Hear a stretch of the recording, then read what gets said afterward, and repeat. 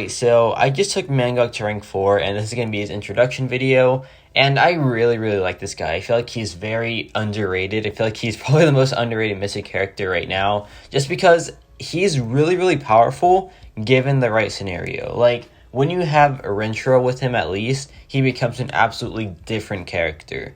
And, yeah, this is going to be an introduction to his utility.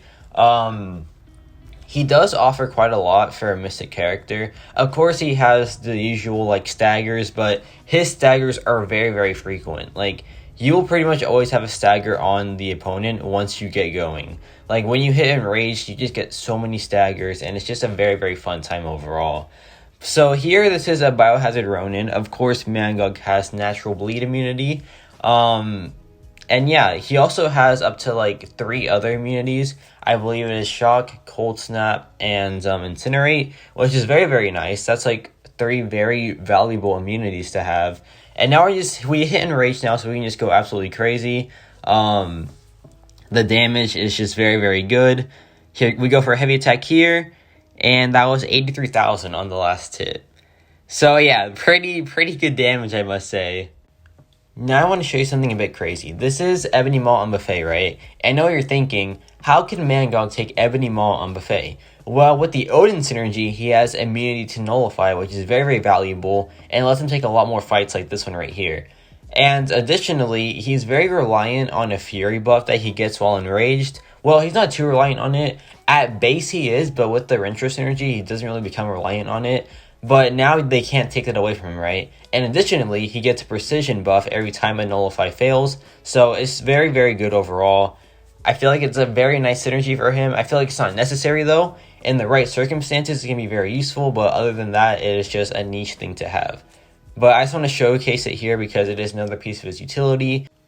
And like this is what I want to do with the Mangog series. I just want to show him fights that you would never imagine him taking, that you would think he'd be pretty bad for, and I just want to like just show you that he's really good for a lot more fights than you think. Because he actually is very good for like a lot of fights. And he's just a very general Mystic character, I feel like. His damage output is phenomenal, so you can just use him as like a regular quester. Like, he has a lot of utility to back him up as well. So there's just a lot you can use him for, and there's a lot that you can build around with him. So I feel like he's just a very valuable character to have. And of course, he's a strong defender, so he always has that going for him. But he also has like a lot more going for him as well. Now let's talk about his buff control, because I feel like his buff control is probably his best thing, if not his pretty amazing damage output. So his buff control is just like unreal, because he just has so many staggers that he can like take advantage of. Because at base you have like 2 staggers when you ramp up, right, with the SP1. But when you're enraged, you have like a 60 or 70% chance to inflict a stagger on the opponent every time you hit them. And that is just absolutely absurd. Like, that is so many staggers. They are never going to gain buffs at that point, right? And also right there, I just want to show you, when you play Mangog, maybe don't go for the Fury in scenarios where they have very high attack rating, like the Sunspot right there, because you saw I took like a pretty massive chunk of damage, and if he's unawakened, then you won't regen any of that back, because when you're enraged and you take the hit to get the Fury buff, you can regen some of it back if he's awakened, but when he's unawakened, you just don't regen any of the hits. So just look at that right there, just be sure that you do know when to like not take hits purposefully with Mangog. Future me here, after research, I realized that really should not be happening, and it's like a very rare occurrence. Like, I hit the jackpot with that Sunspot being able to crit, because Mangog is built to where you're supposed to take the hit with like almost no repercussions, right? Because while he's enraged, he has 50% damage reduction. He also has plus like 700 critical resistance. He also has plus like 700 armor rating and like 2000 energy resistance. He has like a lot of resistances when he's enraged. So like when you actually do take the hit and it's like not a critical hit like that one, it's supposed to be like 1,000 damage at most probably. And that is very like reasonable for Mangog, because he has 50,000 health at base. Like, that is like almost nothing to him health wise, right? So I just want to like point that out, that usually when you do that, it is much more safe and it is just like more reasonable to do. Of course, there are times where you don't want to purposely get hit, but I'm going to save that for another video about like extra notes you need to know about Mangog. And yeah, now let's get back to the rest of the video.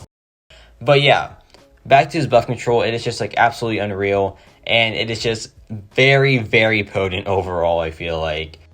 Lastly, let's talk about his immunities, because at base he has a bleed and arm break immunity, but when you have the SP1 buff up, you have shock, incinerate, and cold slam immunity as well. And those are all very useful immunities. Like, this guy already had so much utility, now he has like 4 immunities, or like 5 even.